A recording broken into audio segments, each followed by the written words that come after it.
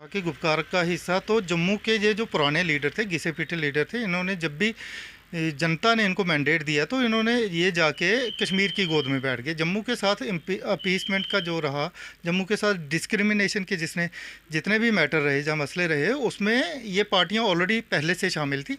इन लोगों का मतलब एक ही मकसद रहता है कि किसी तरीके से कुर्सी मिल जाए। और जहाँ तक गुपकार को लेके बात है, तो गुपकार को लेके मैं आपको बता दूं, स्पष्ट कर दूं इस बात को कि गुपकार के अंदर 9 पार्टियां ऑलरेडी हैं, 10वीं पार्टी ये आ गई। तो देखिए, जैसे जेके यूटी के अंदर अगर हम बात करें तो यहाँ प्रोविज़न है सिर्फ 9 ही मिनिस्टर बन सकते हैं। तो फिर 9 के 9, 10 के 10 मिनिस्टर, 9 के 9 मिनिस्टर जो हैं, 10 पार्टियाँ हैं, तो वो सारे की सारी मिनिस्ट्री जो जाएगी वो कश्मीर को जाएगी। इस चीज़ को जम्मू को समझना ये नीड ऑफ द आवर है, समझना चाहिए, बड़ी ज़रूरी चीज़ है ये तो, कि जम्मू की जो जनता है वो उनको कुछ नहीं मिलने वाला।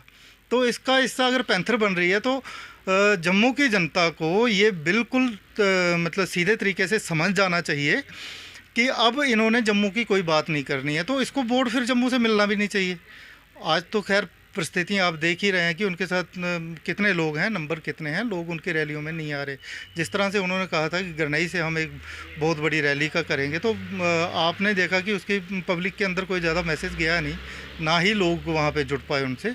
लेकिन फिर भी इनकी मंशा को ये चीज़ दर्शाता है। तो आने वाले समय में जब भी इलेक्शन होगी, अभी तो कोई ऐसी संभावनाएं नज़र नहीं आ रही, लेकिन जब भी इलेक्शन होगी तो इन चीज़ों को जनता बड़ी भली भांति नोट कर रही होती है, देख रही होती है। गुपकार के साथ जाने का मतलब है जम्मू के साथ धोखा।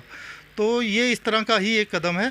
ये जो जितनी मर्जी अपने मतलब गठबंधन या जितने गुपकार गैंग जिसको हम कहते हैं, ये एक गैंग है जो अलगाववाद और इन चीज़ों को सपोर्ट करने वाला है। उनके साथ अगर यहाँ के नेता भी शामिल होते हैं तो जनता को इस चीज़ को समझना है।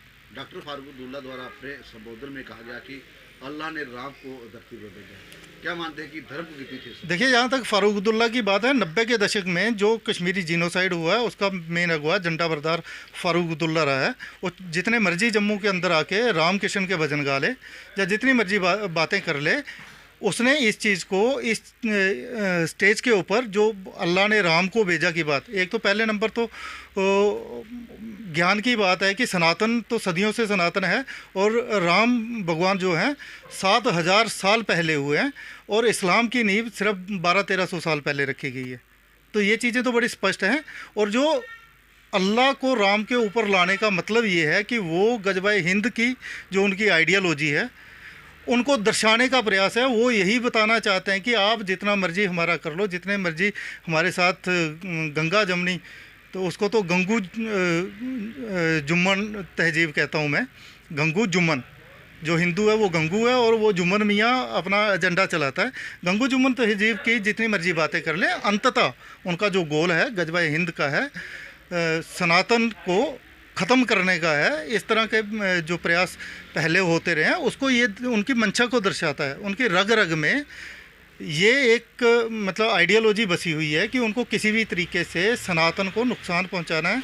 सनातन के जो हमारे मतलब साक्षात भगवान नारायण का जो अवतरण हुआ भगवान श्री राम के रूप में, अगर उसको इस तरह की बात करते हैं तो मैं ऐसी बातों की घोर निंदा करता हूँ।